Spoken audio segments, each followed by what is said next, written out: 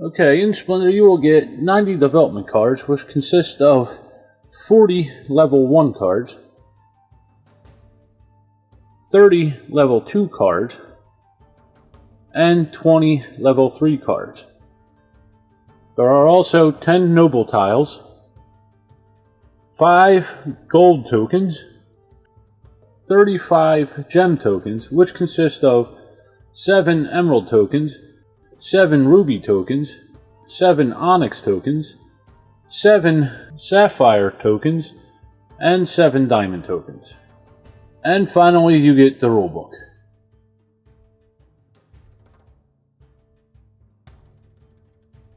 Now to set up Splendor, the first thing you're going to do is take your development cards and separate them into the 3 level piles. Okay? Then you're going to shuffle these piles and place them on the table within easy reach of everybody. Okay, going in ascending order. Next, you want to take 4 cards from each of the piles and place them face up in a row next to the development pile of that specific level. Next, you want to take your noble tiles and give them a shuffle, and then you want to place out a number of tiles that equals to the players plus 1. So, in a 2-player game, you would place 3 of these tiles face up out on the table. In a 3-player game, you would place 4 of these tiles face up.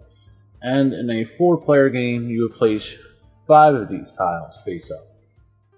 Okay, any other tiles that are not used will be placed back in the box. They will not be used for the game. Since we're playing a 2-player game, we're only going to use 3 of these noble tiles.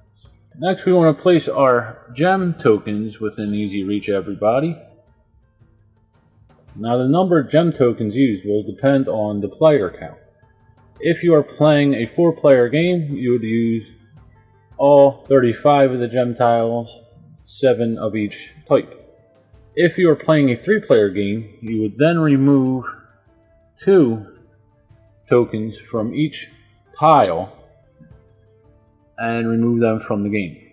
If you are playing a 2-player game, then you will remove 3 tokens of each type of gem and remove them from the game, placing them in the box. They will not be used. Okay, so since this is a 2-player game, I have removed 3 gem tokens from each type, leaving 4 of each type left on the table. Okay, next we will take our 5 gold tokens and place them within easy reach of everybody. The final step is to choose the first player. The rules suggest that the youngest player goes first, and you are now ready to play Splendor.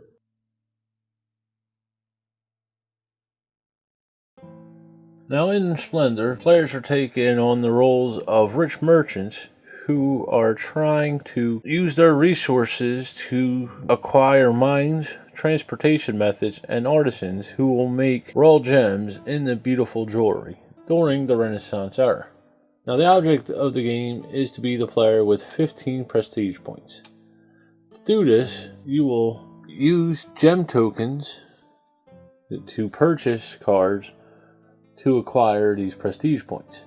While you're doing this, nobles may visit you who will also give you extra prestige points if you meet certain requirements. Okay, now if we look at the cards, we will see a series of circles that are different colors with numbers in them, and different numbers and symbols representing different things.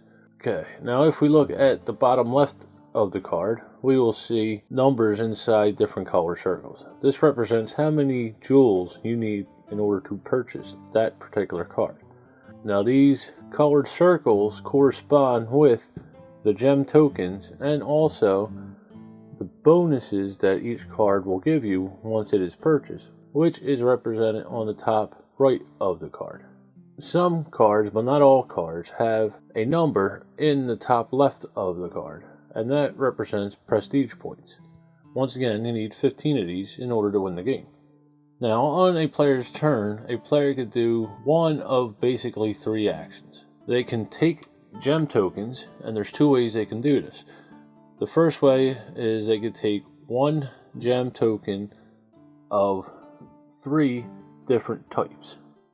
Now, during the game, if at any point you want to take 3 tokens, remember, 1 token of each type, but there's only 2 types left, then you simply take 1 token from each type.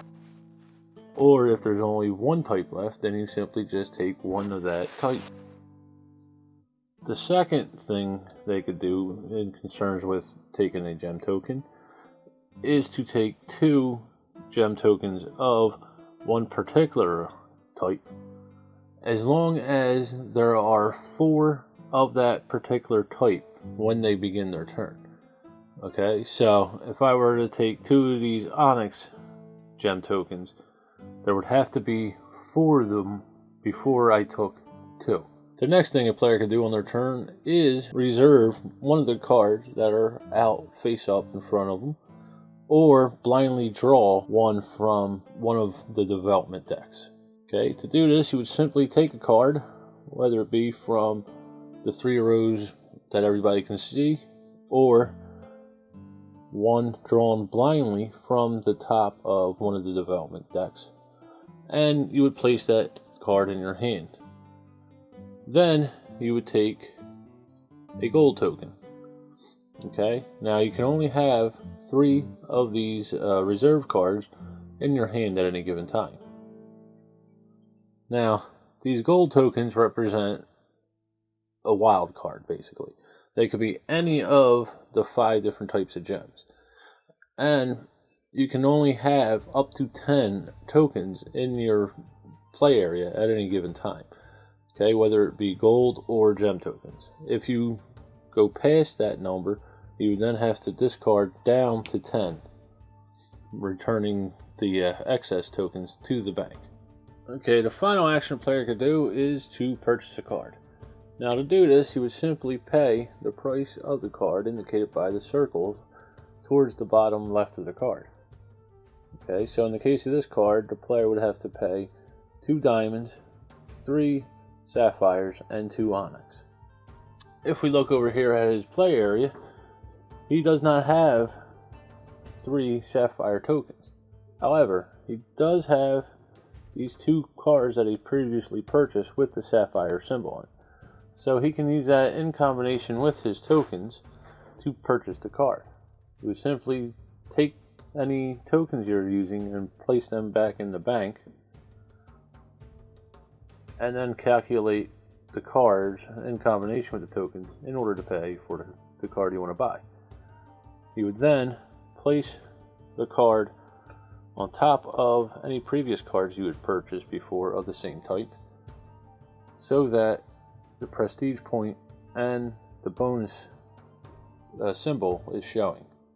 Once a player has bought a card or has reserved a card, it would automatically fill in the empty spot in the play area with a new card from a card pile of the appropriate type. At the end of each player's turn, they will then check to see if one of the nobles has come to visit them. Now, in order for a noble to visit them, they must meet certain requirements. Each noble has a number on the top left of the tile, which represents prestige points. Every noble is worth 3 prestige points. Okay, and then below the prestige point number are symbols, which represents cards of the different types of gems. So in this case, a player must have 3 onyx cards purchased, 3 sapphire cards purchased, and 3 diamond cards purchased. It's only cards, not the tokens. Okay?